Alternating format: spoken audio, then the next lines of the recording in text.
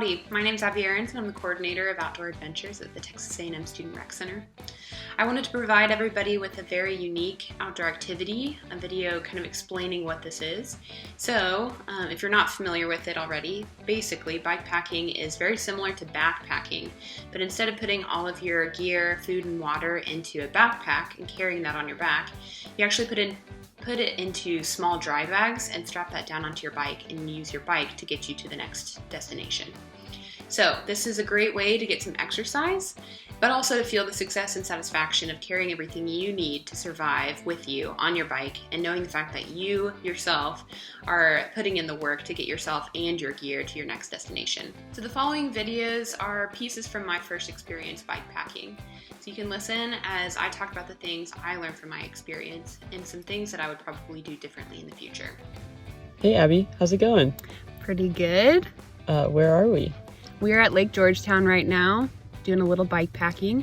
How did you learn how to pack your bike properly? We definitely did some research beforehand, so like reading articles and watching videos. There are some magazines out there that talk about bike touring and bike packing and things like that, so we made sure to do our research about like how to distribute our weight on our bikes a little easier. And then like what to pack and what not to pack, like things you can leave at home and things that are absolutely necessary to bring with you. I followed bikepacking.com, which is basically they give you the 101, the intro, diagrams. REI has a lot of intro videos on how to pack your bike. So there's bike touring and bike packing, and bike touring is where you have all your bikes on. You have your packs on a frame on the back of your bike and you mainly tour on the roads, but bike packing is where you kind of go off-road, which is, we kind of did half and half, but I packed my bike like a bike packing setup. So I attached all the bags to the frame itself. What is something that's absolutely necessary, and then what's something that you should leave at home? Well, if you're bike packing, the purpose is to put everything on your bike and then you have to use your muscle in order to move it where you want to go. So if you have to do that, you may want to think about packing as little as possible. So we only packed about 2 outfits, one that we wore on the bike and then one for sleeping in, so we weren't wearing sweaty clothes at bed or in bed. So that helped with keeping us warm at night when it got a little chilly. So I chose to only bring my biking shoes and my biking outfit, and then my sleeping clothes, and then a puffy for warmth. So I chose to set up a tarp setup, so where you put your bike upside down and then you're gonna attach the tarp to the wheel as well as stick it in. But then we got here and we're all seated on the riverbed with limestone, so we couldn't put the stakes in, so I ended up sleeping in a tent. So that was one choice. Some extra things that you probably don't need. We packed as light food-wise as possible, so we didn't pack like the heaviest peanut butter jars and tortillas and things like that. We packed lightweight stuff that just needed water, so like ramen packets, and we packed granola bars and applesauce and things like that that were pretty lightweight. The essentials we needed were obviously something to sleep in or sleep on, so I went the more extensive route with a whole tent, sleeping pad, and sleeping bag. But of course you can go a little bit less extensive if you don't want to pack such heavy equipment. So you can just do a tarp if you are comfortable sleeping straight on the ground. You can pack a tarp and a sleeping bag, or you can pack a sleeping bag and a tarp that creates a little A-frame above you so you have some shelter from rain or wind or whatever. When you're biking without a support vehicle and kind of in the middle of nowhere, what are some things that you should keep with you for emergencies? Yeah, definitely safety equipment. So first aid kits are always great in case you get so far away from emergency help that you need to solve emergencies on your own a little quicker. But then also a cell phone is nice, or some kind of satellite phone, or some way to contact emergency help if you need to, or if you need to like call a friend to help pick you up if you get a flat tire or something like that. Speaking of flat tires, you may need repair kits for getting a flat tire, so maybe an extra tube in case one of yours pops and you need to replace it. Maybe a patch kit so you can fill up the tire after you patch it with air, and so you can use the same tube. Something else, CO2 cartridges, which are these little, like about this big containers filled with CO2, and they're pressurized, so like you can stick your bike tube on the little spout where you fill it up with air, and it'll immediately fill up your tire with whatever's in that cartridge to the point where it's full, and then you have enough air to get you home, hopefully. So that's another helpful safety piece of equipment that you can bring with you. What have you enjoyed most about this trip?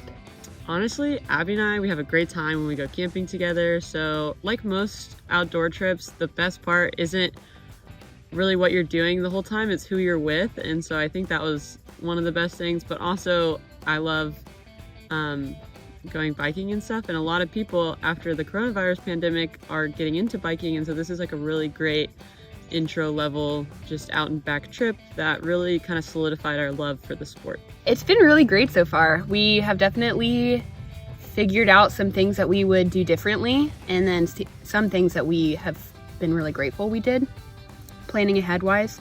So I was really grateful that I brought a tent. It was heavy.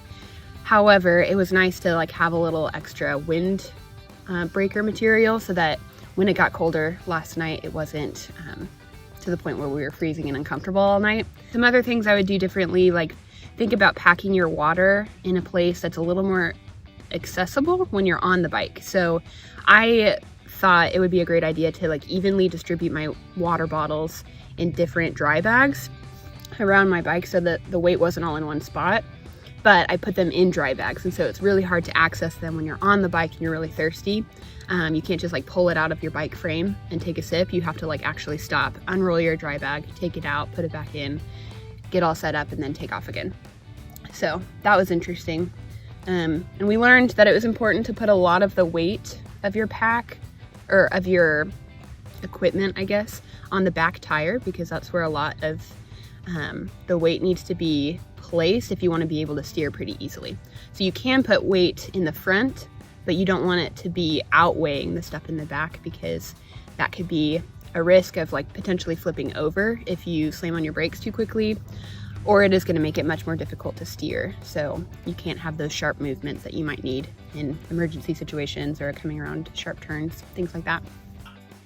The biggest things I would recommend if you are wanting to try your first bikepacking trip is to go overboard with planning. Think through a lot of situations that you anticipate you will get into, but also ones that you don't anticipate you'll get into, but could happen still regardless. So for example, think through your route of bunch. Are you going to be on gravel roads? Are you going to be on busy roads with cars? Are there going to be lots of hills? What's the weather going to be like during your trip? And you need to adjust your gear accordingly. So you have rain gear or layers if it's really cold and windy. Where will you be staying overnight? So are you going to be sleeping in a tent, at a campground? Are you going to be staying in an Airbnb or a hotel or a friend's house maybe? And what gear do you need to bring if either one of those situations is true? And then, are you prepared if you get into an emergency situation? Or if your bike breaks down? Do you have the right gear to fix a flat tire? Or do you have cell phone service to reach 911 or emergency services? So just think through all of those situations, and that will help you be a little bit more prepared before your trip takes place. And as always, I hope you enjoy your outdoor adventures, and feel free to ask us more questions about bikepacking or other outdoor activities through our free Camp Concierge service that you can find on our Rec Sports website. Thanks for watching, and gig 'em!